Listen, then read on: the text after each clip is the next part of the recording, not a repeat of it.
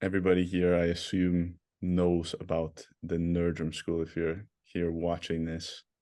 But if you don't, it's Odd Nerdrum's sort of workshop where you can live and work, and it's totally free. You just help him around the studio, and you get to learn a bunch of things about painting, philosophy, the craft, how to prepare canvas, how to paint, everything you could possibly want to know about how to, perfect the craft. Like Nerdrum, you can learn hands-on with him from the master himself. So that is, of course, where I was for some years studying with Nerdrum, and these are my friends and colleagues who I met there at different times. So we'll just do a short introduction for everyone so they know who you guys are. And yeah, Melissa, do you want to start? Of course, I can start. I'm Melissa Calabria, and I'm from Buenos Aires. And I studied here in several ateliers, like private ateliers. My main master here is Ricardo Selma, which I will work with. And I studied at the Nerdrum School twice. The first time in the 19th for 3 months, and the second time 6 months. Now I work and I paint here in Buenos Aires, but I give workshops in other places in the world. Um, and I think that's a very, very small summarize of, yeah, I think that's okay. Yeah. Kristine? Well, my name is Kristine, and I also studied with Nerdrum. I came in 2018 the first time, and I've been like back and forth until last year. So that's where I met Melissa and Nick and William and yeah, a bunch of other people. And before that, I started my kind of art education at King's University in London, which is ages ago, and that was a modern art school. And needless to say, I did not fit very well. And then I went on to Florence, where I stayed for it was 4 years altogether, 3 doing the program and 1 staying on as a fourth year prize student and teaching at the academy before I then went to Odd. And right now I study art history at the Courtauld Institute of Art in London, and that's so no painting at during Or the summer, painting you can, but yeah. just sporadically painting whenever I can. So yeah, that's me. Great. William? Where to start? Well, I make paintings, obviously, and when I was like 14 or 15, I applied to the Nerdrum School. They said no to me because I was too young, but they said I could be there for like a month or 2 in the summer to learn from his son. So I was there learning from his son for a few months. And well, after that, I have been studying on my own, I guess. So yeah. Very good. And yeah, so I guess one of the big things that we all are in discussion about is kind of the philosophy of painting. You guys would all agree on that, right? Like maybe that's the biggest differentiator between, let's say, Kitsch or Odd Nerdrum compared to, pick your academy or whatever other school. Absolutely. I think Yeah. For me, coming from an academic, first coming from an art background to an academic background, then joining the Nerdrum studio, it was a really huge shift in the way of thinking about painting and what it meant to make one, which I found like really, really fascinating, and it really altered and shaped the way I was thinking about it. Although you have it in your background, like in the back of your mind all the time, it's not like it's not the main focus. And especially like when you're doing an atelier training, you also want to follow that specific recipe. And it's interesting, like between all the different schools, you really see who said which one. It's very striking because you kind of Right. adopt that language and that way of doing things. And of course, like a lot of people would say, like we have a very different, similar, sorry, approach at the Nerdrum studio as well. But I think it's much more variation in like all the pupils there that comes through. So and it's more about why you paint it. Like what do you want to do with this painting? Why do you need to make this painting and put another painting into this world? It's already flooded, as someone says. No, Yeah, right. it's too many bad paintings in Plenty the of world. Why paintings. make another? It's the So, question, right? Kristine, you were saying that people see Nerdrum School as like all kind of the same. Is that what you're saying? People Yeah, see it as the same, but actually there's a lot of different I things. think it's absolutely. It's a Yeah, lot of variety within it. So yeah, although it's a type of person usually that comes there too, as it is a type of person that goes to the classical figurative oriented kind of, styles. So of course we are kind of aiming for the same thing, which is definitely not originality or to oh my God. express yourself as you do in art school. Yes. So Oh, so of I could. course like Yeah, we can get into a huge talk about just yeah, we're not this going there today. originality. Oh man. Okay, I have to say just a little piece about it. Just a little piece about it. Because this has come up so much lately too. But the main thing, in my view, the reason that you don't need to try to be original, and the reason that there is actually differentiation between, different painters, even though we're all striving for the same thing, is because it's kind of unavoidable. Your originality is unavoidable. Like the small differences in what you're pursuing when it comes to, who inspires you, for example, or the techniques that you use and how you actually go about painting, how you see the subject. Like, some people like myself have very bad eyesight. Totally changes how you paint. So there's all these different factors that just kind of contribute, and it's like it's completely unavoidable. Even if you're striving for the same thing, you're going to end up making something a little bit different. So there's no Of need to course. try to be original. But if you Even try if to you make a be copy, original, you can't make it the same, yeah, really, because it's your yeah, fingerprints all over it. It's your right, handwriting. And although we all know the alphabet, we all write differently. We all have a different. You can pick up a exactly, piece of paper and see who wrote that sentence. It yeah, comes through, shines through. So exactly. yeah, no Well, need to search for it because it will kind of be there. Yeah. exactly. And if you do search for it, I don't know, I think it's kind of an ironic thing. Like a lot of the people who do search for originality, it often ends up still being very much inspired by something directly. I don't know. That's Can't help it. my view. Like if you look at a lot of the modern art world, it's ironically very much the same through different Yes. works, even though they're trying to be original, so to speak. Yes.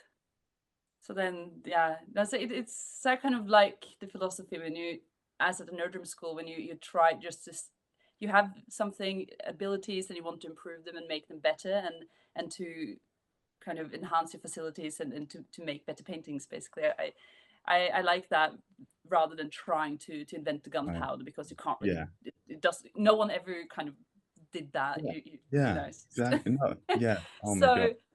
So then Yeah. it's much more interesting to learn how to paint a good portrait. Uh-huh. So, and then really know that.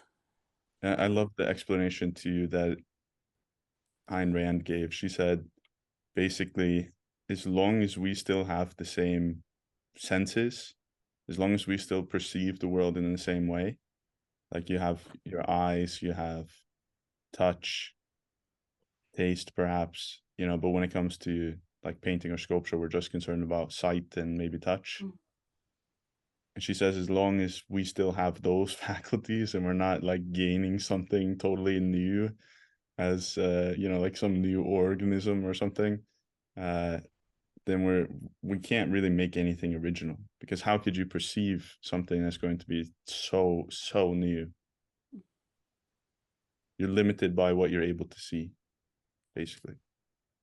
Yeah, well, it's also just a stupid endeavor to aim for originality, because when you paint, like if you paint a self-portrait, you are faced with a problem, which is, Yeah. how do I transfer this face onto this canvas? Right. So if you're aiming at originality, you're only aiming for a new solution. Yeah. But right. what you should be aiming at is a good solution, Mm-hmm. and perhaps a better solution than your previous painting, or you should try to improve upon other great masterpieces. Mm-hmm. Yeah. And it's like if you put out just a bunch of smears on the canvas and you say, oh, this is, you know, I'm expressing myself, this is how I feel about myself. Well, but nobody's going to be able to identify that it's you. Mm-hmm. So yeah, well, we're kind of getting into things without really even trying here, but it's very casual, so we can talk about anything. The big subject I did want to hit on is basically, what are you trying to do with a portrait? Like, what is even the point with a portrait? Because I think, you know, correct me if I'm wrong here, I think we would all agree it's not the ultimate goal. Like, that's not in your entire life the one thing you hope to achieve with painting, but it is very important. So yeah, I guess the question is, what are you trying to do with a portrait? Depends on the portrait. So so if you say, like, I think it's nice to, for this session, maybe to focus maybe more on self-portraits. I don't know, because as the commissions I'm doing now, that's not for, then you have like a client that wants something very specific, and you have to paint something that meets their requirements, trying Right. to make it as good as you can and kind of what you want without them being unhappy.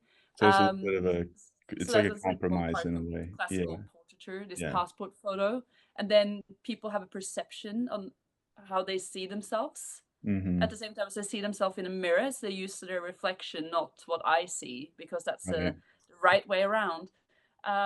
So that's like one side of it. Whereas when you have a self-portrait, you can go into things and kind of explore, make a narrative, make yourself into some other character, just use your head and structure as a reference to build something else. So it's much more playful, I think, when you can paint a self-portrait. It's much more fun than painting a proper official portrait, so to speak. But I guess that with a portrait, you can do the same as well. Like, you can use a model to portray them and place them in a story, or also you can use a person to model, to portray them as a very formal way, just because you want to study anatomy, for example. Or like, you have many ways of facing a portrait as well. Like you can paint a self-portrait as in a very formal way as well. Like, I want to be the most objective I could, or I can use myself as I don't know, I'm a fairy in the forest, so I want to paint me as a fairy in the forest. So I guess there is a parallelism between portrait and self-portrait, and with commissions is hell. Because you have to know the other one. It's like you have to sit yourself inside the person, like, that you are portraying. So it's like you want to paint them as they want to paint themselves. Yeah. It's like, it's to paint a self-portrait of them. No. Yeah. In ways. How they wish they would be, in a way. Yeah, but then you have to make someone that people recognize, that knows them. So say if you paint a portrait, like in the formal sense of it, then you have to be very careful about like how you dress them, how they stand, how the head sits on the shoulders, because like when we see a person on the street, you recognize a friend from a long distance away just by how they move and how their head sit on the shoulders and whatnot. So but that's a different type of portrait. So I think when you go into this narrative when it's a human figure, I don't necessarily see that as a portrait anymore, because then it's more of a narrative, it's a story. It's not a portrait because it's not representing that person. To me, that's like more a portrait, the task of it. Whereas when it's a friend that you put into as a fairy, it's more about the story. Then you remove the character of the friend because you want it to be this narrative instead of it.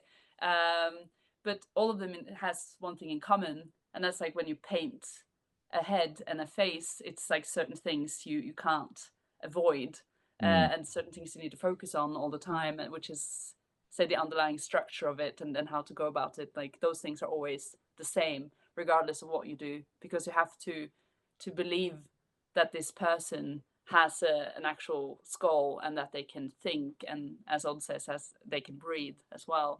So it's some things that you always need, which is always the same.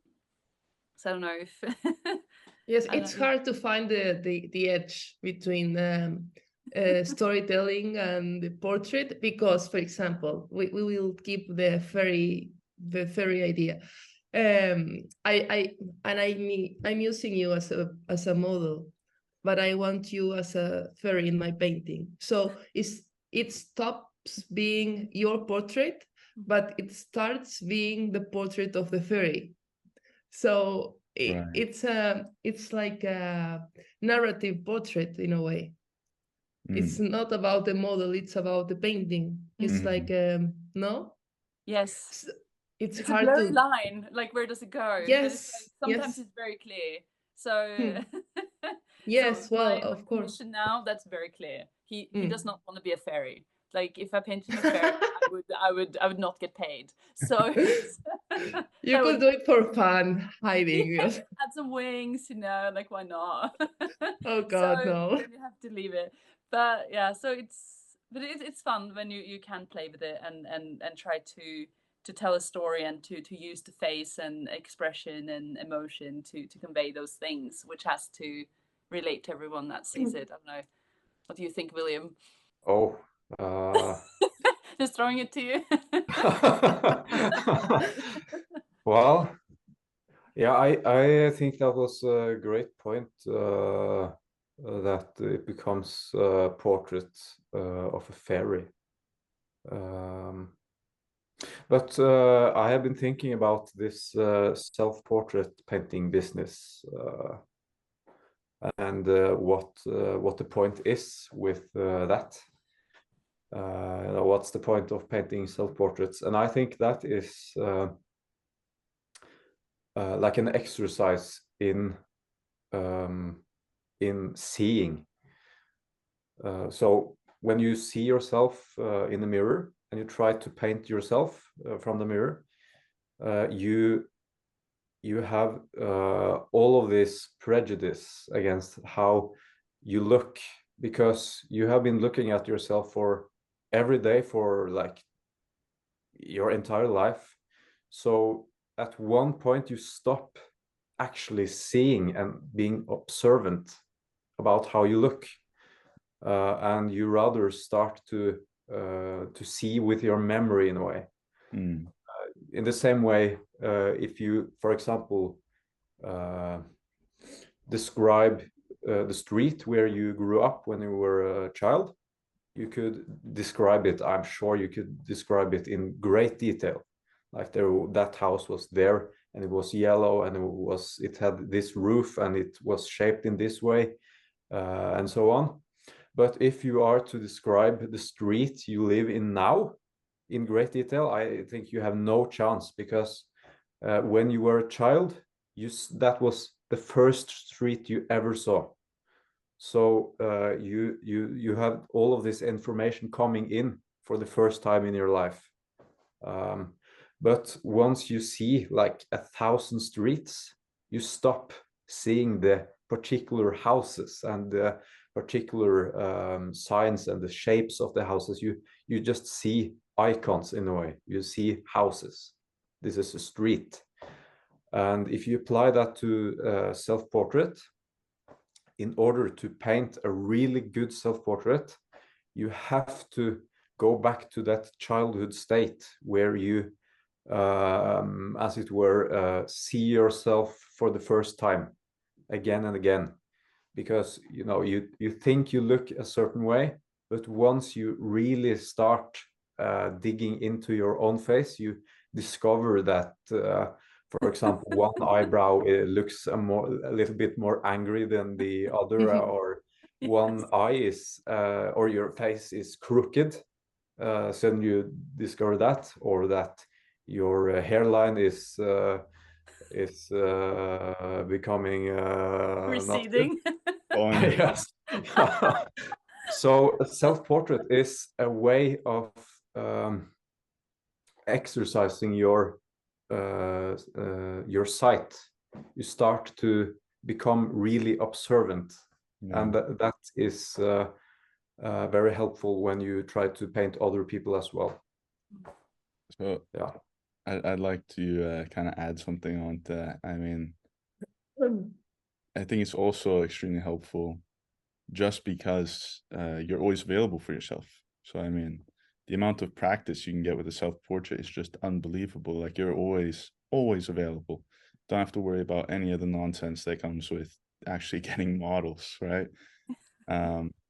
But this brings up a good question, I think, because now we're getting into, should you be true to nature, or should you try to idealize, right? Should you just, even with a self-portrait, maybe it's an exercise, you want to try to paint yourself as realistically as possible, but should you be trying to always do that? Like, should you make it exactly as you see it, or should you try to maybe make it a little bit better, like make yourself a little bit more handsome? If you have that receding hairline, maybe you add a couple more hairs in the front.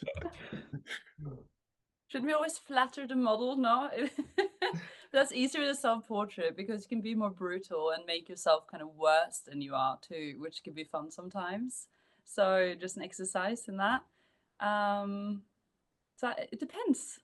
I don't know. I mean, well, it comes down to the goal then, I suppose. Yeah, like what's the point of painting it? What do you want to achieve? And then you kind of... In what situation would you want to paint yourself more ugly? Idealized? No, more ugly. Why would you want to make yourself more ugly? Well, when you have a narrative portrait, like I was using myself as Fontaine. Fontaine? Yes, thank you, Melissa. We were there last year, and I read this. I read the book by Victor Hugo and Les Miserables, and I just want to make kind of a portrait of Fontaine at the end, which was fun. And of course, I just used myself, and I made my... I can't remember if I was bald or not. I never finished that painting, but it's like lacking the two front teeth and no hair really, and just kind of really horrible. So it wasn't really a portrait of me anymore, but it was... Yeah, it was the character. It was kind of that character, and it was not flattering. It's not beautiful in any way, and it's just a really ugly woman in that painting, I think. But then you want to make it ugly, but you also want it to be this kind of vulnerability in it. So you want this expression of this sensation, this feeling that this character have in the end of the book, and you want to kind of portray that, and then you try to make it all ugly, but then find some beauty with it. I don't know.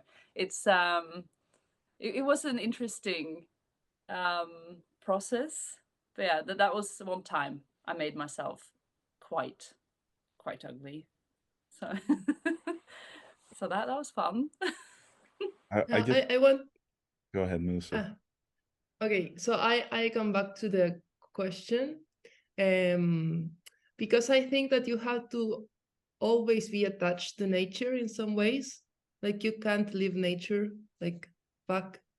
But you always want to idealize what you're painting, ugliness or beautiful, or to the beauty, yes. So I guess in the very first steps, it's important to get attached very much to nature. Don't think of anything else but nature and how it looks like, and understand it, how it works like, and then idealize it. But when you get into nature and you have it in yourself in a way, when you understood it, if you can, then you don't have to leave it. You have to take it with you forever and then idealize it, if that makes sense. Yeah, I think so.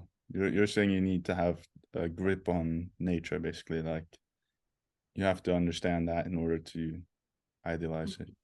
Yeah, because for example, career, no? So everything is floating and very, very blurry, and nature is not like that, but you can see the structure of nature there. Mm-hmm. Even though it doesn't look like very, very realistic. You can get familiar to it because it's attached to nature. Yeah. Well, you can, if you are to idealize, you can idealize, but still be true to what we see in nature. Mm-hmm. So, for example, the Greeks who made the heads like way smaller than they really are, and the feet bigger and the hands a little bit bigger. That is not, well, that is obviously idealizing, but it's not separated from nature because, for example, the human head, it's way too big. It's so painful and so dangerous to give birth to a baby human because the head is so huge, and therefore women has chosen over like 100,000 years, they have chosen men with a little bit smaller heads, so that the skull has shrunk like a few grams since 100,000 years ago. And if so, you can observe that nature is moving in that direction, choosing mates that has smaller heads, because it's a great advantage, because it's it's really dangerous to give birth to a human child. And it's also it's that better is for idea. Sorry, what? It's better for paintings. Yes. Yes. Well, it's also better for paintings because it's better for man. In the same way, if you paint hands in the size that they actually are, I mean, it's stupid. Our hands are so small, or the feet, for example, we have so small feet. It's really stupid, but it's so it's so much advantage to having larger hands, because you are more strong, you can do more things, you can do hard labor and so on. So if you make the hands a bit larger, for example, you are idealizing, but you're not just inventing an ideal. You're observing what people prefer in nature, and you see how far you can drag it before it gets like into a caricature. Yeah, exactly. Yeah, it's not detached from reality. It's like accentuating what we already. Yes. Yeah. Enhancing nature. It's always improving, making it better. Yeah. Right? Kind of. Yeah, it's We look to observing nature and we what we are try to moving make it towards. better. I didn't hear either of you. That's the dream anyway, to make it. Not that it works out most of the time, but Yeah. but yeah, I think. So what are there any other rules? Like what about in portraiture? How would you idealize? How you would idealize it, like making the eyes bigger or something? Is that what you? Yeah. Or straightening things out? But as Melissa have been saying, it's like you can idealize in either direction. But But I mean, like if you open up, like make the eyes a bit bigger, like Rembrandt's portrait, I think they have strikingly big eyes sometimes, and that makes you open up to look, you know. It's like if the eyes are bigger, if you like raise your eyebrows and make your eyes larger, it's kind of more, I don't know, welcoming. Or I don't know, you kind of experience people slightly different when they kind of open their eyes.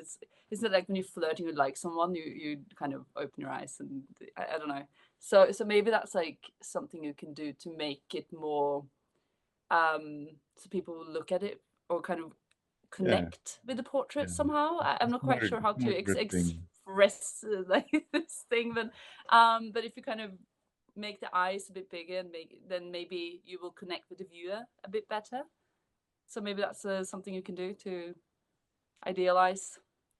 And to keep and the also viewer the lines, like the gestures lines, to make them softer. Like this one are the typicals that you see them in nature, they are there, but if you paint them, it's horrible.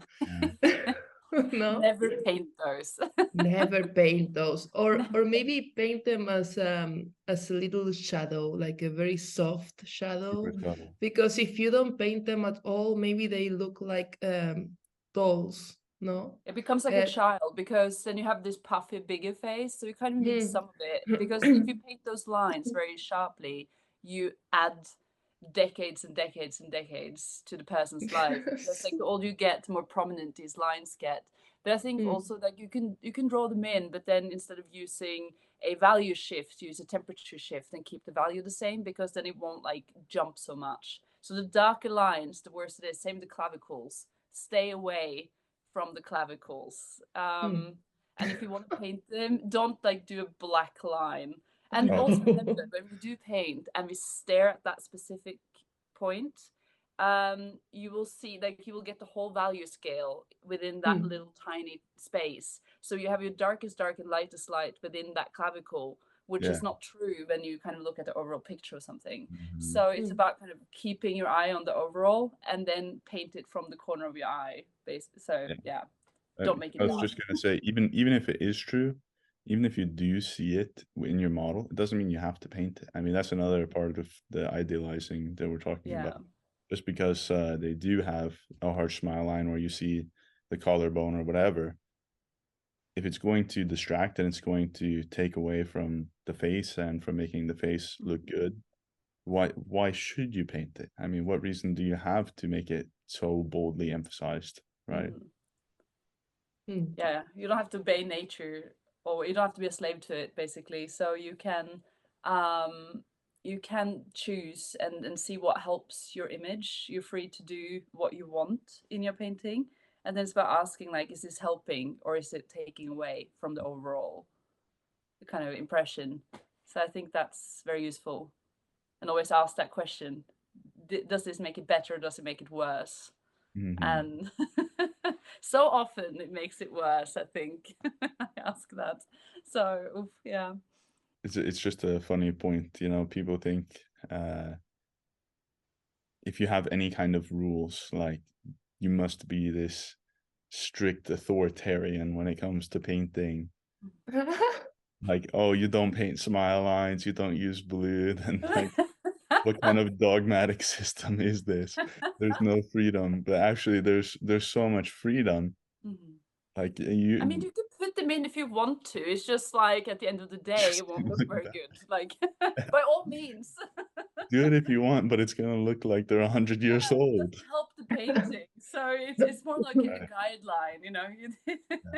It's not an absolute. Of course, you can put them in, and sometimes if you want to paint someone really old and haggard in a narrative painting, or some evil-looking person, like maybe that's exactly what you need to add to your painting, and that boniness and sharpness to it. But if you're going to paint this, I don't know, fragile little fairy thing, then maybe the black collarbones and smile lines wouldn't help you. But it is quite funny that you talk about freedom and dogmas, and I start to think about this law of the opposites. If you don't have one opposite, you can't get the other one. So if you don't have limits, you can't be free in a way. So you need some limits to understand where you are, and then play in that space. you Oh, yeah. have. But then it's quite silly to think that you can't be free if you don't have limits, because it couldn't exist, that freedom. If you are completely free, then you don't do anything. Mhm. Yeah. Because you can do everything, and then it's like, Or it's like There's just whatever you do. chaos. Yeah, whatever you do has no purpose. That's Mhm. I love that quote, that it's like you know, a ship at sea with no port to sail to, no direction is favorable. Exactly. It doesn't matter where the wind blows, it's not going to help you because you have absolutely no goal. You're just Yeah. aiming. But I think that's so important too, like when you do a painting, no matter if it's a portrait or big narrative composition or what it is, like to have that kind of, you have this final destination, somewhere you want to go and travel to, and have that clear in your mind from beforehand, so you kind of don't just, because if not, you won't arrive anywhere. You just like make lines and you won't be. And I see painting very much as it's a lot of chaos. It's about organizing chaos almost. Like you have all these things that you try to put together and make something of it. And to be able to do that, you kind of need these guidelines and rules, and understand them, to have them help you to just kind of make sense of this whole thing. Because if not, it's so easy to get lost.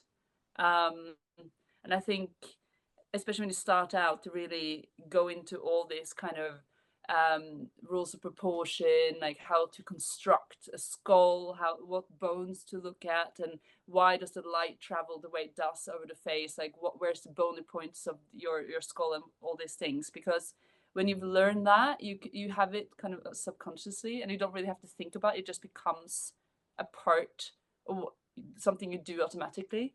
And then you Yeah, don't so have to spend sometimes, so much time on that. You can just look at other things while you just do this on, like, say, autopilot or something.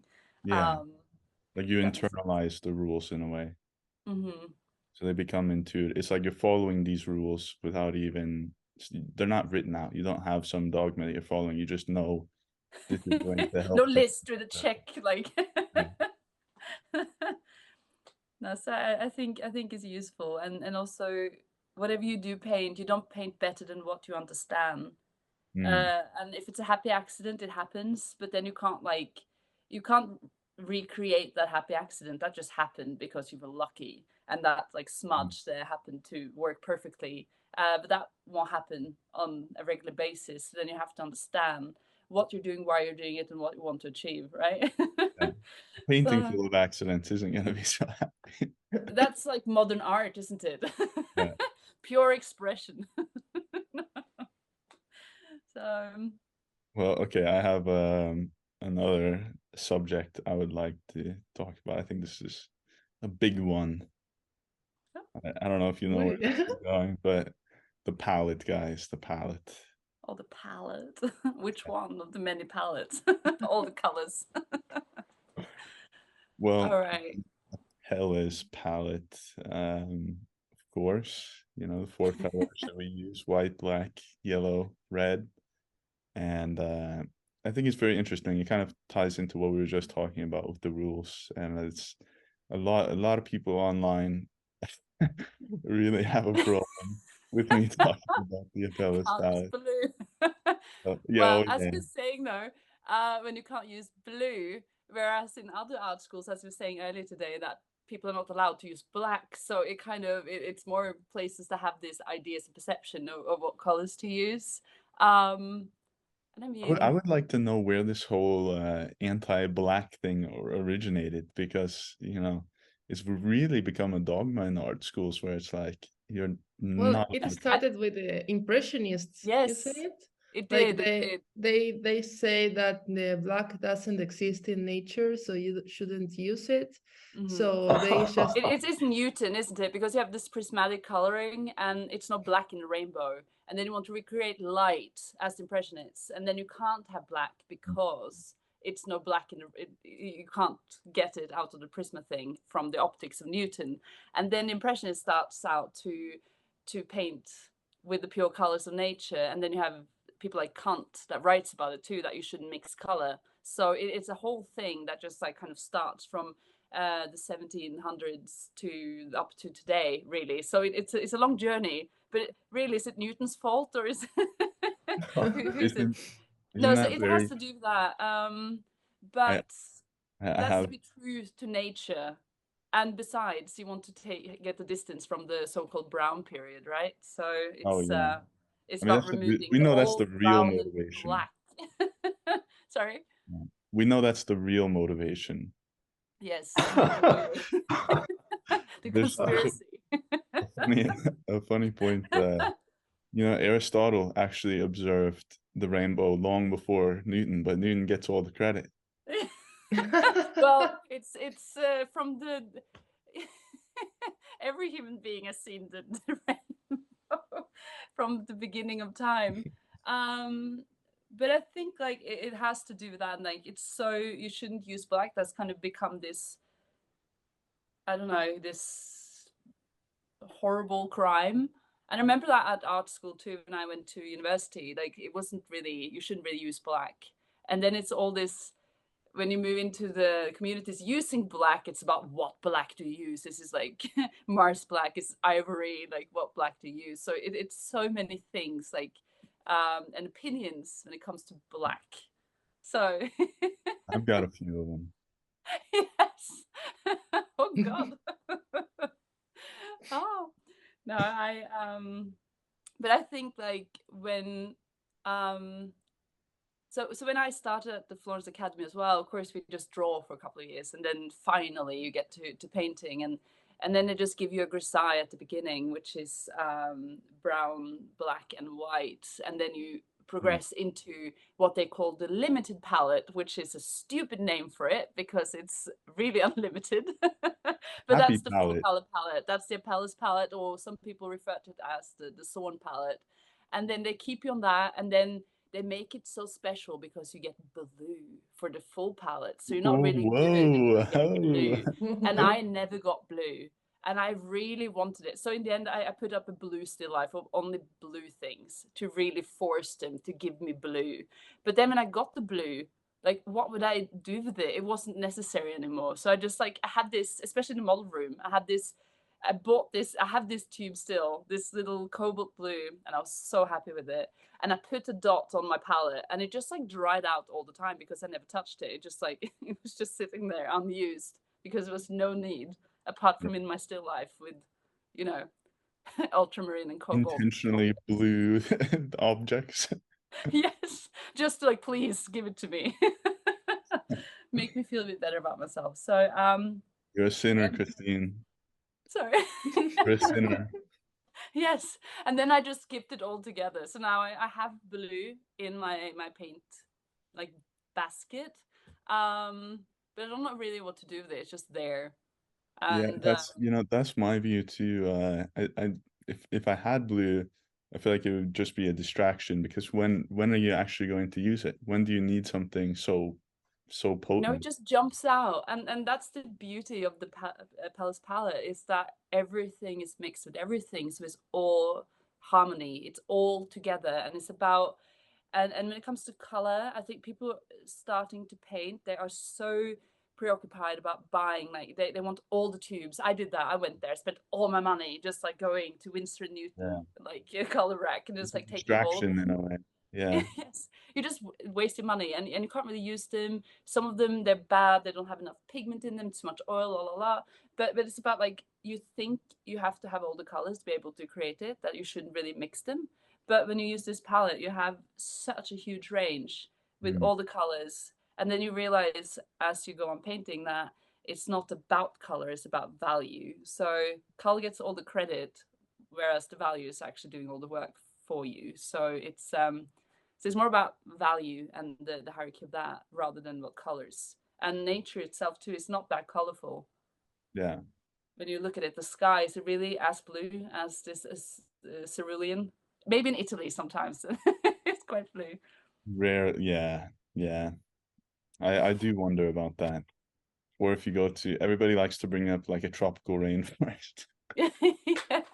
That's what you see. But is it really that colorful, or is it just like the impression, how it all works together? So I think I have this thing that I have from the academy. I can show it to you, like value scale, my Grisai palette. So this is it. So then you have the 3 colors, and then we all about the value, the strings of value. That's like what we're concerned with all the time. And about it's, you have a neutral, you're warm, and you have a cool. So it's about temperature and value. What And is then the the color warm versus the cool? Yes, and then you almost get the perception of color because you put those together. So and that turns form also, temperature and value much more than the color itself. And I think like when you master like the Apelles palette, you have everything you will ever need. I have this little thing too with some colors if you want to see it that I have. Look Do at this. it. Look at this. And this is just like a fraction of what you can do, because this is very pure. This is like pure color to white. And this is the full colors here and a little value scale. So that's just one bit. And then you can cross mix them between each other too. And then all of a sudden you have a absolute, like it's so much. It's and this is just 4. And you have, look at all these colors. It's great. So colorful. So yeah, I really love it. I have another one too. It's like all the colors. So these are very useful to make if you want to understand the Apelles palette and just really kind of make a grid and mix them together as well, and mix them value wise, because then you get a whole other. So the science of mixing color is really fascinating and a huge realm that a lot of people don't really go into that much, but I've really found it so nice to and helpful to make a grid like this and really just like study how all these colors kind of interact with each other, and how you mix them in what order, how that kind of alters what you get. So it's no need to buy any tubes of anything else but those 4. That's so yeah. You can with those 4 colors you can replicate whatever you want in nature. You can paint the sky, you can paint the tree, you can paint the flesh, you can paint the bone, you can paint grass, you can paint the like rainbow. a sofa or something. You can paint a rainbow with only those 4 colors, and it's kind of a natural law that nature can spring out of this very few things, these 4 colors. For example, the entire universe, everything from like a monkey to a plant, to a tree, to a house, to an airplane, to the clouds, to the entire planet, to the moon, to a star, to the sun. Everything is made up of 3 things. Everything. And that is electrons, protons, and neutrons. Those 3 things make up the entire universe. And so it's kind of a natural law that you don't need 60 different colors to paint a face. Less is more, no? Yeah, less is better. Less is better. Yeah, you don't need all of that stuff. And Titian observed that.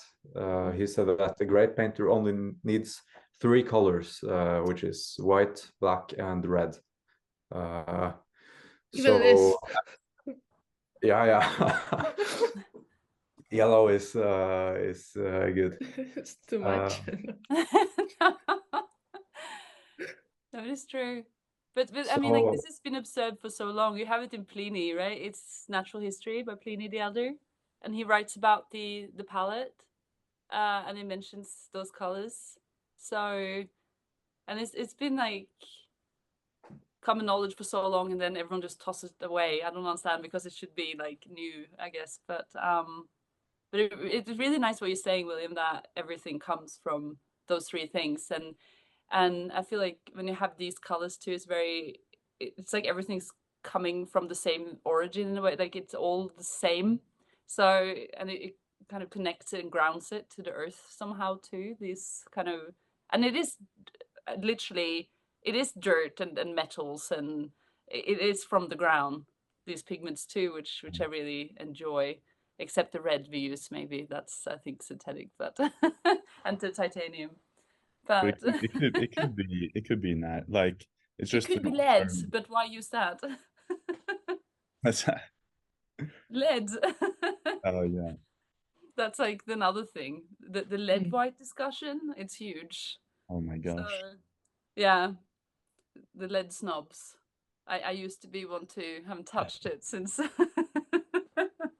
I found my favorite tube of white. So what's your favorite, Kristine? oh, I adopted Odd's white, which is the Sendier white. I think, hang on, I'll find it. Give me a moment. Get into my. It's this one. Here. That's my favorite. Everyone can see it. So that's a Sendier white, and it kind of is like lead white to paint with almost. It has kind of somewhat of the same stringiness, and it dries. Where like most titanium whites, they just never dry. And that I can't stand. So this one. Yeah.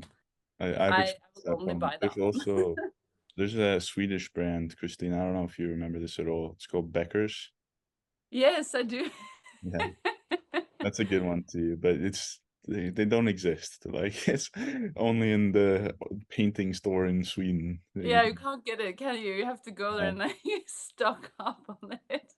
I do remember Becker's. They had like a quite nice the rusty one too, the rusty red. It was kind of an English red, but I can't remember the name of it. But yeah, that was quite nice too. Yeah. But I think that too with the colors and what color you use too. I think people are so worried about like the brand, what kind of like what it is and what it should be, as the same with brushes and everything too. But I think you just need to kind of find what works for you, and what kind of pigments you prefer and what kind of qualities that they have that you like. So, and then you just like stick to those, because if you have something that works, why change it up? So it's a great palette. There's a couple of comments. So Jamie asked what kind of black, ivory or Moors. So I said, of course, Moors. So I just wanted to address that it's the Moors has a cooler tone to it, so it will actually kind of satisfy your blue needs. That way you don't need to have any kind of blue on your palette. You get the so-called Apelles blue.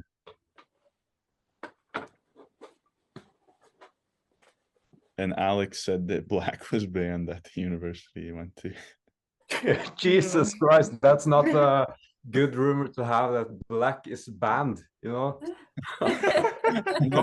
Color should not be mixed, and black is not allowed here. Yeah. Doesn't sound Pure good. colors. Yeah, it's very ironic. Oh my gosh. Sometimes the comments drive me crazy. Whenever I post about the Apelles palette, there's a couple of really funny ones. One is that people say you need blue to paint darker skin colors. Where does that come from? What? I don't know. Yeah, it doesn't make any sense.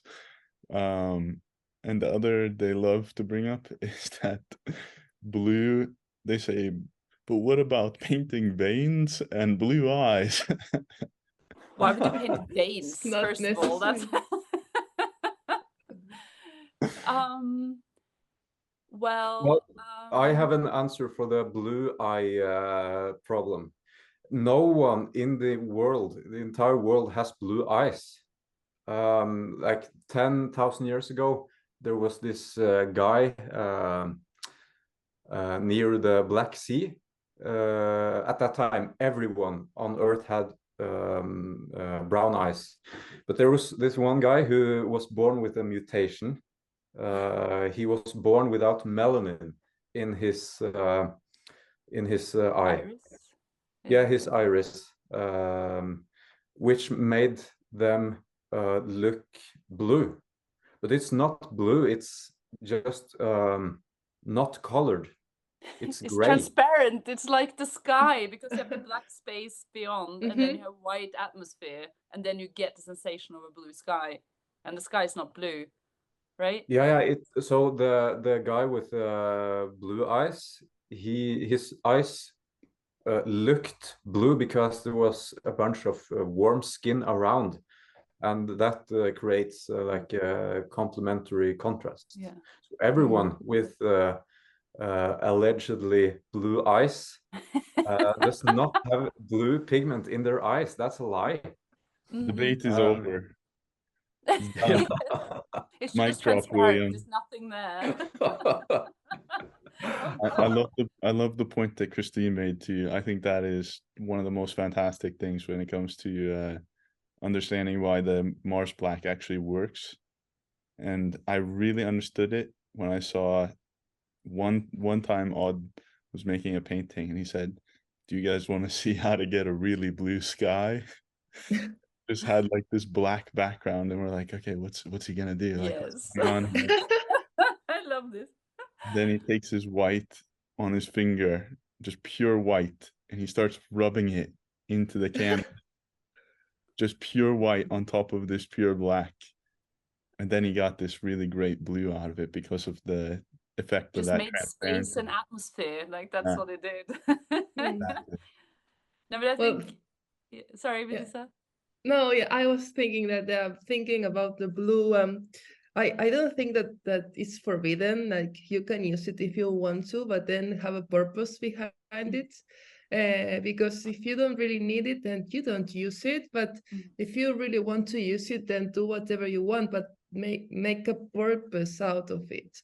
No, like I also think that if you don't use it, you are able to make magic in a way, and that's very interesting in painting. Like to just not recreate the fantasy of 3 dimension, but also the fantasy of color. I think that's quite great. And if you go just to the obvious thing, like this is blue, I will use blue, it's like to flat the image in a way, or to lose something that you could get if you know how to use it properly. Yeah, I think that's right. And then you also jump into the perception that you, as a child, you think the sky is blue, so you need to use your blue crayon. You solve the problem because very quickly, without actually understanding what you need to achieve it. And by understanding the problem and what you need to do a bit better, then you will also find a better solution, which then probably will not involve that blue because you don't need it. And then I think when you use a very kind of small, limited range palette, then you don't have all this kind of strange element that doesn't really belong to anything, that you just kind of they jump out too much. I saw this painting at the Walls collection a few months ago, and it was just like this little it was an interior with some figures, and one of them had this like brilliant, almost neon looking red outfit on, and it just didn't familiarize with anything in the room. Like it didn't, and whatever you're surrounded with, like you take the colors on the skin is affected by what's surrounding you, what kind of, if it's outside, if it's the sky, if it's a red room, your shadows will look redder, you know, so all these things kind of play in. And it was so striking, that image, because this figure was just popping out, like he had, it was like it was almost taped on top of it, like cut out and just stuck there. And that was the only thing I could see, how misplaced this figure was. It didn't harmonize with anything. It was just no. So and I think that when we just use color without understanding it or without the very specific purpose, that's kind of the effect of it. Or we just use too many colors and it just becomes gray, which, as I was writing to you too, also, like it was very striking to see that when people got this full palette at the, or even better, the so-called extended palette, which was all the colors that you wanted, you would walk around the model room and you would see this very brilliantly kind of almost glowing palette, so all the colors you could get your hands on. And the paintings, they were so gray.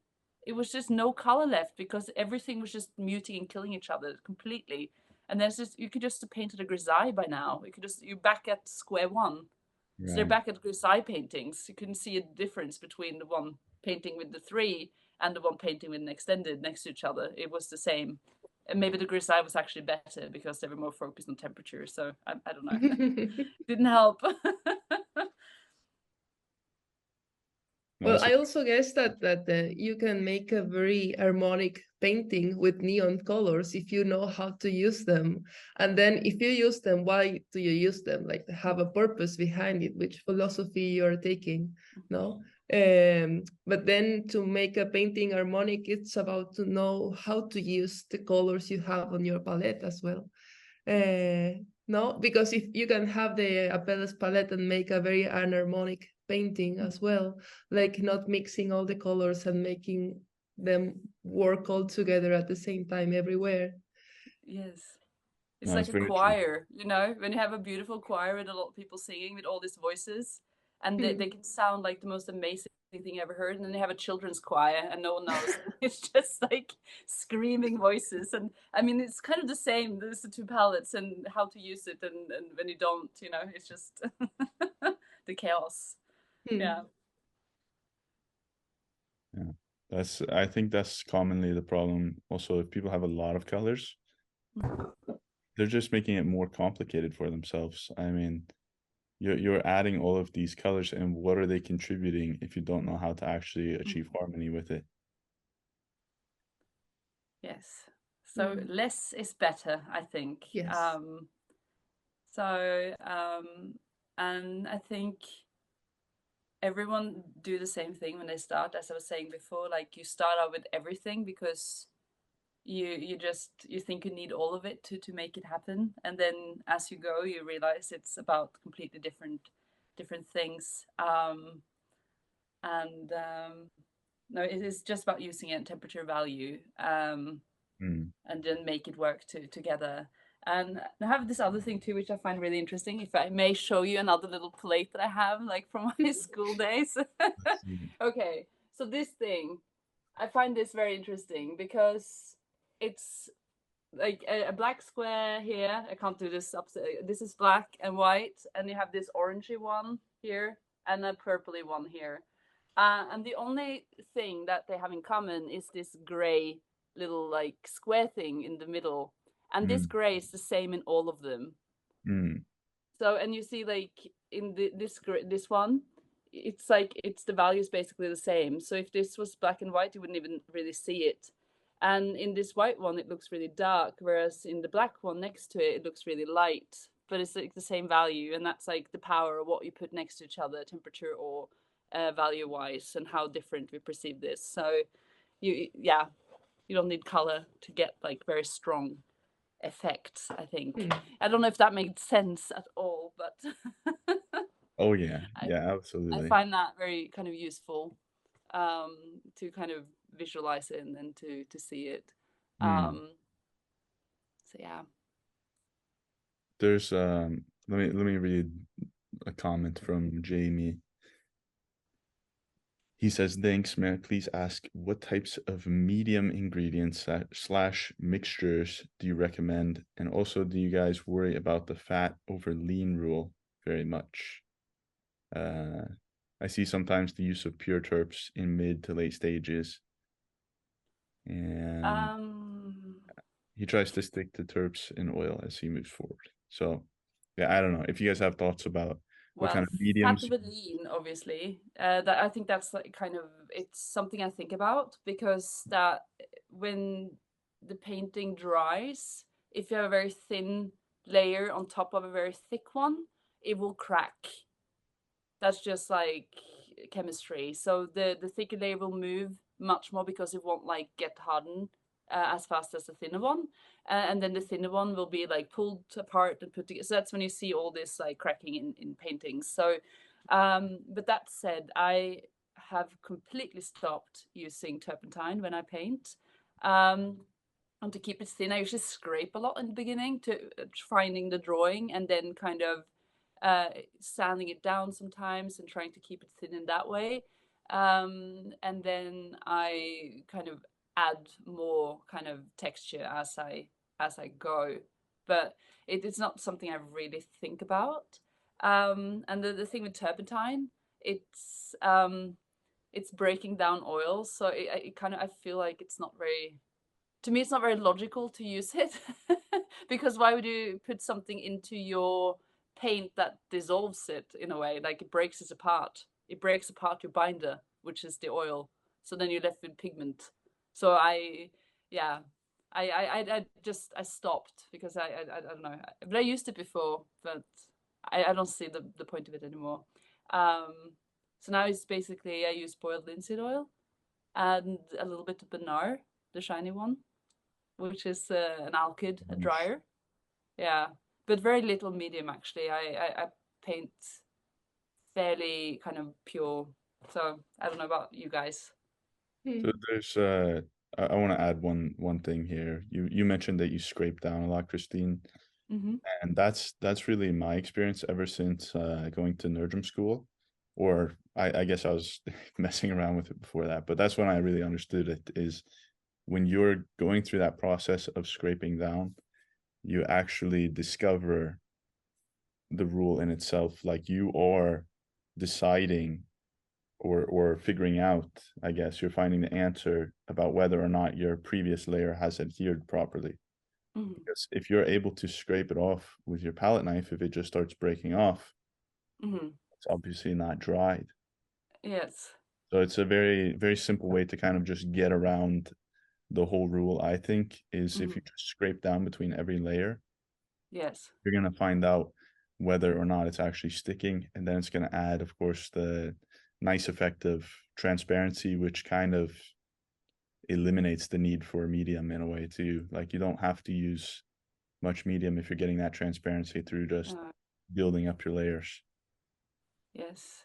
Then I also like the dry brush, but then again said, like when you scrape too much, I think it's wise to sand it a bit too, not just with a palette knife, because then you get some tooth which actually holds the paint together. It has a grip. Whereas when you scrape too much, it gets too smooth, then the paint won't really, it would just kind of come off again. But I really do enjoy, like, and at the academy too, everyone was so worried about this medium, and people had mixed like bottles of each day of the figure pose, and with like turpentine, less turpentine, more oil, and then adding this and that and all these things, and this, I don't know, especially when you work through layers as I do, I kind of try to keep it constant because I scrape back all the time and add more, so it kind of, you eat into the old one and you add more some places and other places not. And I also do love to use a very dry brush and just kind of go over, and then you won't cover it completely. It's like the wetter the paint is, the more kind of fluent it will become, and you can kind of, if you're drawing calligraphy, you need kind of fluid ink and you'll get a very nice fluid line. Whereas charcoal will be much more kind of, on a rough paper, it will have a different effect. So, so kind of thinking about it in that way too, you can actually use the dryness or wetness of paint to get your effects as well. Although I wouldn't put that too much on just adding medium. You should get it because like you put the paint down, not kind of wash it around with, I don't know, turps and so yeah, I don't know. Yeah, I mean, with that said, I don't think it's much of a problem as long as you're allowing, like whatever medium you use, you just have to allow the paint to dry, and then you can scrape and sand to make sure you're getting a surface for your future layers. Yes. Melissa, sorry, what were you gonna say?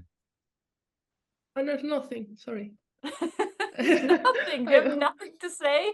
Well, yeah, I have a lot to say, but I wasn't going to say anything in particular. But I agree. I really like this idea you're saying about sanding to create the transparency. So it's not about adding transparent layers, but to make the latest layer more transparent afterwards.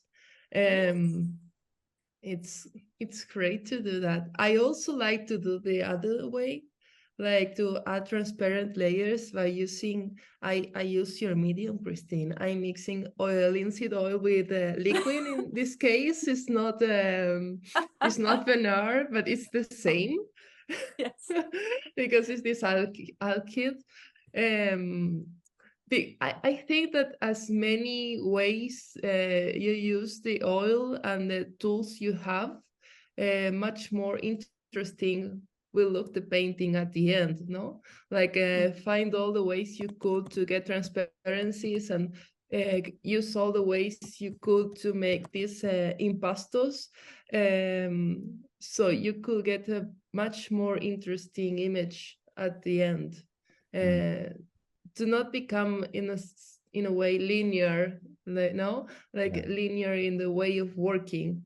Because if you have a very strict or squared way of working, then everything will look the same. But if you have many tools and you use them, then it will always end up in a different way, like every painting you have.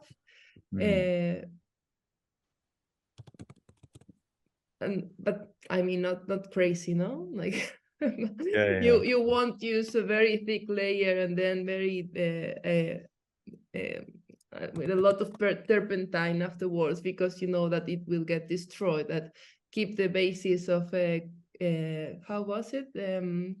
Lean, fat over lean. Yes, that rule is quite important, because as Kristine said, it's like to build a house of pavement on top of a pound, no? Like it will crack afterwards. You don't want that on your painting. But then I guess that if you get different types of transparencies, then the painting will look very, very interesting. Yeah, I agree. Yeah, you should do it in as many ways as possible. Like you have your medium that you can use, you have your palette knife, you have your sandpaper, you have dry brush. Like you can really use it all. Yeah, the other side of your brush, no? Like use the other side. Yeah. Like the back of it, yeah. the side of it, you scrub your fingers. Rub it on. Yeah, the fingernails. The best paintbrush ever is this finger. The ring finger. Yes. I use a lot. So, but of course then like be careful that is not a lot of dangerous pigments or things in your or terps even in when you use your hands, because then it all goes in, especially with the terps or the acetone or something. Then be careful, especially if you have like CADs or stuff like that, because then it will go straight into your body. So careful. But if you use like safe pigments, then finger painting is really the best way, no? And then also like using brushes. I am really horrible to my brushes. And I used to and wear them down completely, just like scraping and whatever it takes to get what I want on the canvas. And yeah. Any thoughts, William? I'm the wrong person to ask about this stuff. I have no technical knowledge whatsoever. I just use whatever I have, like a kitchen knife or like my toes or your toes. I'd like to see that. Did I hear that right? A demo is required now.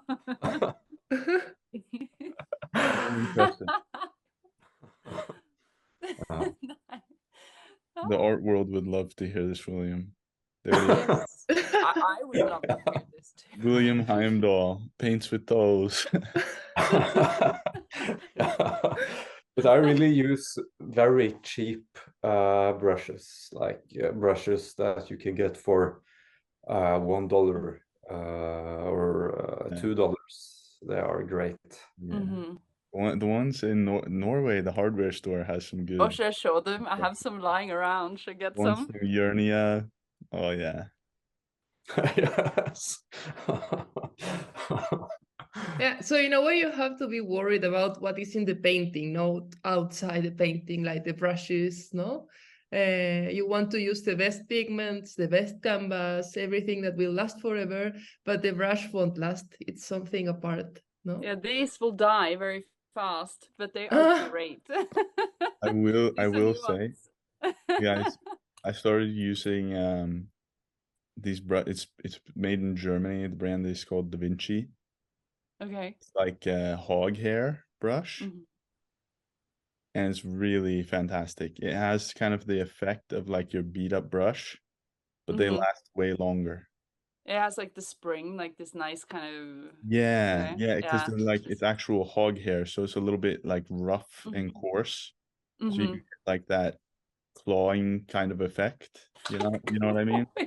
Effect in painting. Okay. Like it's like it looks like there's claw, like I don't know, it's a little bit random and like, yeah, I don't know how else to explain it.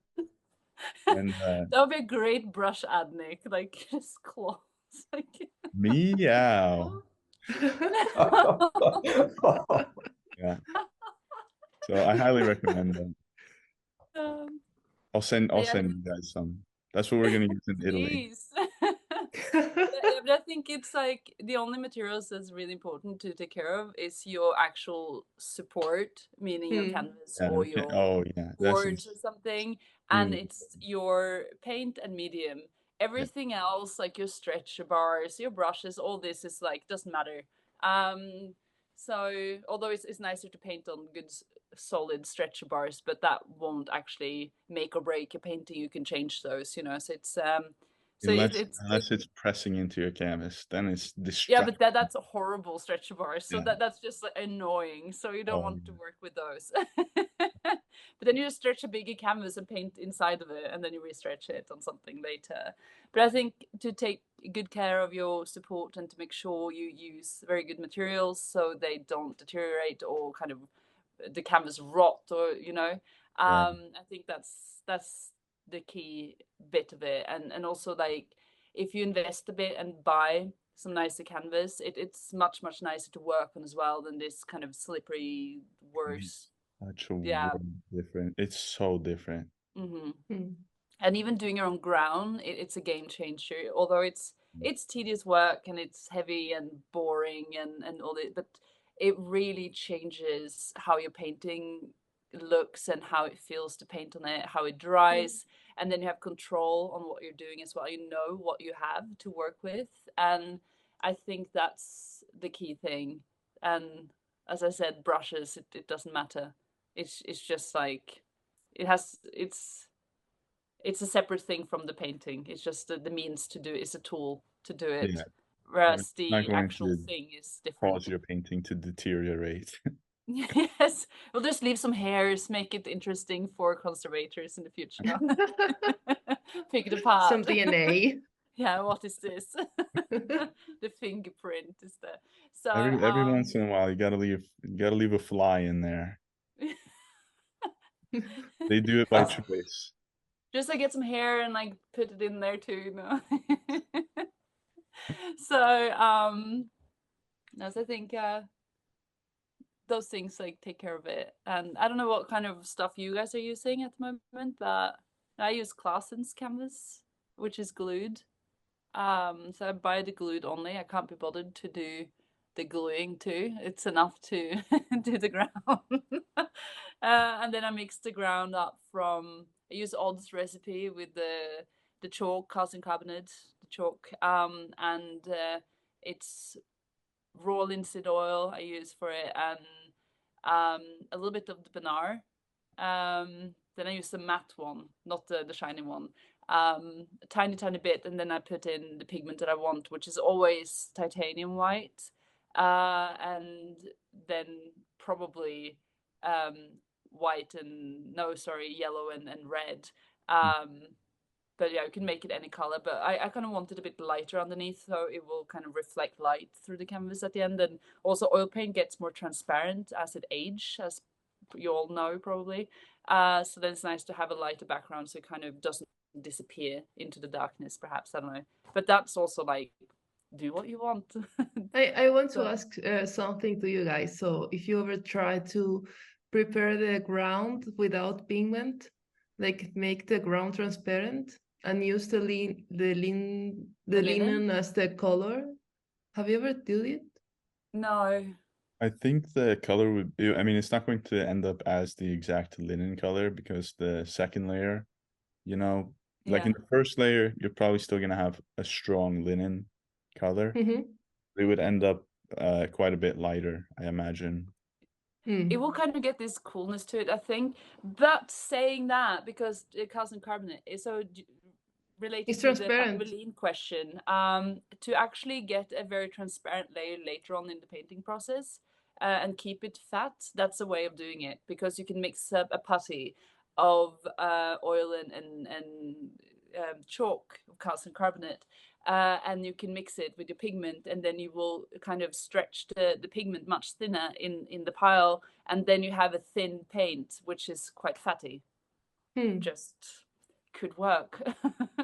I've done that a few times, so it never dries though, so it's but that's a way of doing that. But anyway, no, I've never, back to ground, I've never done it without the color. Yeah, I guess I always go with yeah, something kind of skin color just because it makes, you know, it makes painting easier to use. Yeah, it helps your portrait later on. And I think that too, when you have a ground and a color and a tint on that, that actually helps what you want to do, especially if you make it specifically for something.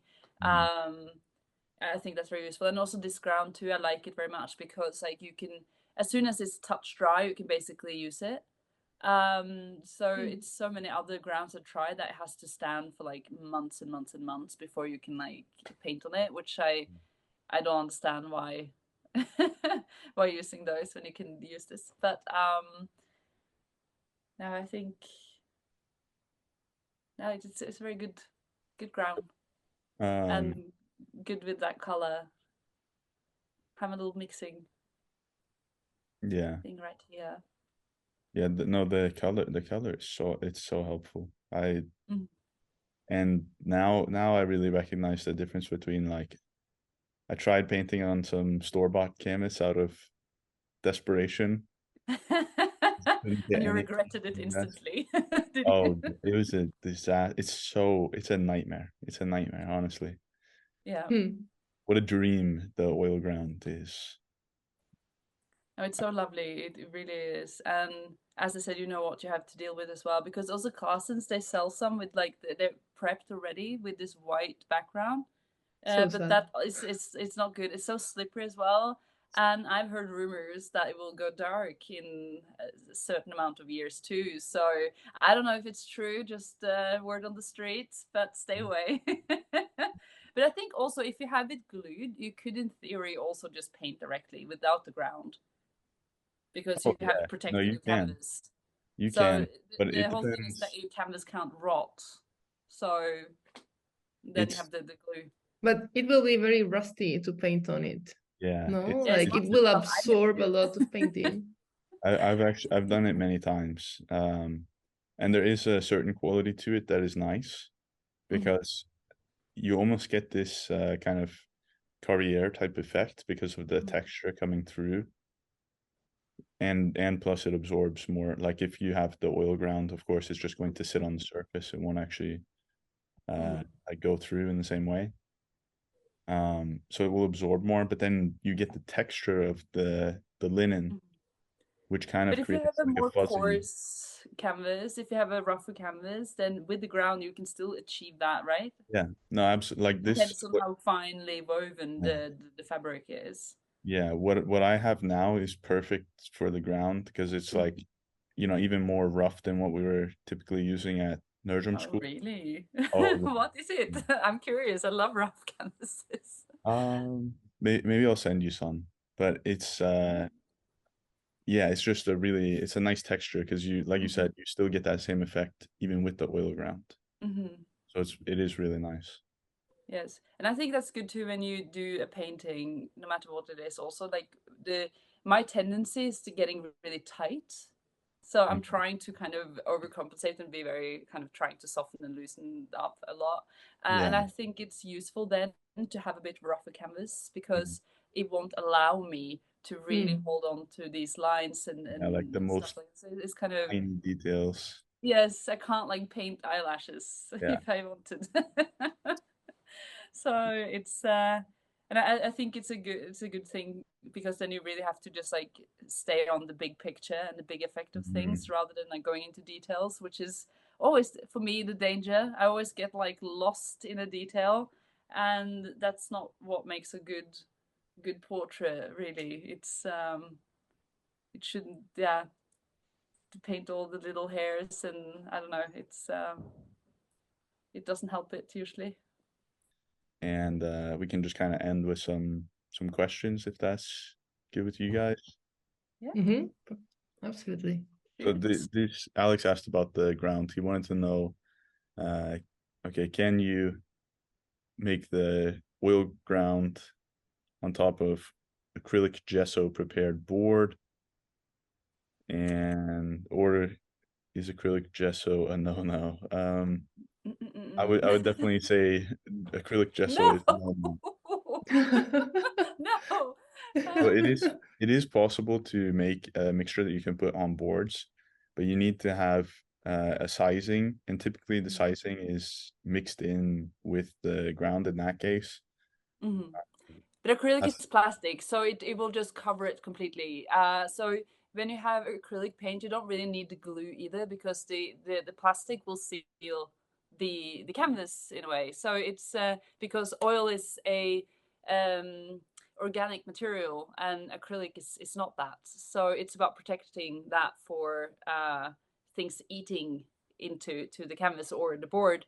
So if you have acrylic on it, you wouldn't need the oil ground, and I don't think it's very wise to put oil on top of acrylic. That's kind of the big an yeah. actual rule, which is wise to follow. I Look, think that no, you have acrylic on. You can have, I don't know, it's the other way really, but I don't know if I would do that, because you shouldn't paint with acrylic on top of oil, but I don't know if I would really do No. that on boards, if it would flake. That's what I'm saying. Maybe. Is like it's widely taught and accepted that acrylic is a stable ground, and that It's you can not use really. that as sizing as well. But that's what I'm saying is I would just avoid acrylic at all costs. Like, just forget about acrylic altogether. Don't use it in any circumstance. So if you have like a board and want to prep it, I would just use like wood glue with water, and I would mix that together, and I would put it on my boards. But also when I paint some panels, I don't use this oil ground. Yeah. I use like this. I have this kind of gesso that I use instead, that I paint on with it, which I mix with water, and you get the very absorbent kind of nice ground from it. And I don't know, and I just, if I want some more oil, I can just have a fatter oily layer on the boards when I use that. So but I prefer canvas though, that said. But I don't know if I would mix, I don't know how well that oil ground would bite into that acrylic, if that's very smooth, if it actually would stick. I would I don't know avoid. if I would trust that, especially on a board which is smoother than canvas. If it was on a canvas, then maybe, but I would prefer not to use acrylic. No, but don't you remember when we were taking care of all these paintings, and this painting just cracked because all prepared this oil ground on top of the gesso ground? Oh, really? We were with Cassandra, and the painting like touched the floor, like, and this painting very Oh, and it just like came off. Yeah, like this Was that the one we cracked. had to fix in the night? Was this a summary painting with Yeah, the lady woman in the forest? And I think that was the corners, problem. right? Yeah, but inside the painting as well. So it was something like it fell, or it just touched like the hit floor. It was and from just cracked. It cracked in the corners, also from the pegs there. But yeah, I remember that, and it was just like, it was so brittle. But I can't remember if it was what gesso it was on it. Yeah, the canvas was already prepared with gesso, and then all put on top of it the ground made of oil. Yes. So don't do that. No? Don't do that. No, It's not safe. Have a strong binder, and that's like the difference between canvas and boards, because like boards, they move less than canvas. So it's a more steady support than a canvas is, because a canvas will be kind of, it will change due to humidity, temperature, you know, just it's so many factors that changes the canvas. So a wooden board is much more stable. So I I think disagree. I mean, sorry.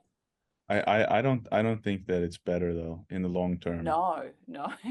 It's a reason why we paint more on canvas, I think. But for small formats, it's quite good with boards if they're good prepared. But I use canvas. I have little boards sometimes, which is nice for a little sketch or something. So, but they are stable because they don't expand, but they can warp, and then you can't save it, because if a canvas is warped, it's the stretcher bar, it's the wood, so you can just unstretch it and Yeah. re-stretch it on a new set of stretch bars, so you can fix it much easier. If a board is warped, then you can't do anything. So that's like the big weakness of it, and it's heavy. And the other thing, if you have the canvas and you have your oil ground preparation on top of that, the oil ground is in a way preserved separately from the canvas. Like it can be ultimately removed if it's necessary. Yes. Restorers have done that before to replace the canvas behind it. It's crazy. That's pretty incredible. How? As I think it's a good support, the canvas and with the ground, and it's a very solid with the chalk. It's very sturdy, and very solid, and I think the paintings will last a long time, because that's like ultimately what you need to consider when you choose your support, is like how will that endure through time.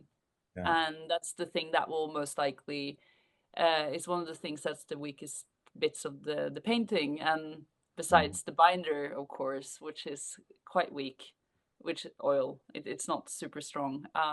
It's not like egg tempera, I think that's much stronger, but the pigment is usually, if it's like light fast and all this, is the strongest part of it, from what I know. But the all around, I would advise against the gesso. That's, you know, one of my students, she, oh my gosh, it was horrible. She made a Caravaggio copy. She did it on a gesso prepared canvas. Literally within a year, she'd only had it like finished or kind of set aside, I suppose, for like a year. She was already having cracking. Yeah. No. It's not flexible enough, and I think that's good with this oil ground, because it can actually move with the moving materials under it, on top of it, so it's less likely to crack. And that's like gesso on canvas too. It's like, no, because it's too brittle. It will just like, it's like a vase or glass or something. It just shatters. I tried it one time. I made this gesso ground, and I don't dare to, like, the whole painting is like warped, and I did like a figure on it, a reclining figure, and the whole canvas is completely warped. And when I touch it, it's like, if I unstretch it, I'm sure like all the paint, it would just immediately come off. It doesn't really have any cracks, but it has that feeling that this is not good. It's like, it's a glass that's so thin. It's like this little sheet of ice, and you just know if you touch it, if you breathe on it, it would just like poof. So that was the first and last time I did that. So learn my lesson. Well, I talked with a restorer, and she told me that the best is to keep everything on family, like use linen on top of it, use linseed oil ground, and then paint with oil painting. And if you have a gesso ground, paint with acrylics, but not with oil, because it's about the components of the painting and the molecules and how they get dried and how they get to get dried together in the layers. Like with the oil painting, what happens with the oil is that everything melts. No, sorry, that it doesn't melt. It's like one layer is on top of the other, and they don't melt together, while with the acrylics it's the opposite. They all melt together and They become... melt together? Yeah, it's just one layer of it. And that happens with the ground as well, because, for example, for a restorer that wants to restore an oil painting, they can cut out one layer and find the last one before the last one, no? Like but with acrylics, it's not the same. If you remove it, you remove it all, even though it has been with a lot of, it has been painted with a lot of layers. It's like everything melts. So it's another way of working with the different materials. That's why you want to keep the family together and not mix the families. Yeah. That's why I'm a big proponent of the linen. I mean, why use cotton canvas when you could use linen for your linseed oil-based paints? Like... Yes, it's all in family. We love it. Like the palette, the canvas, the oil, very few things together.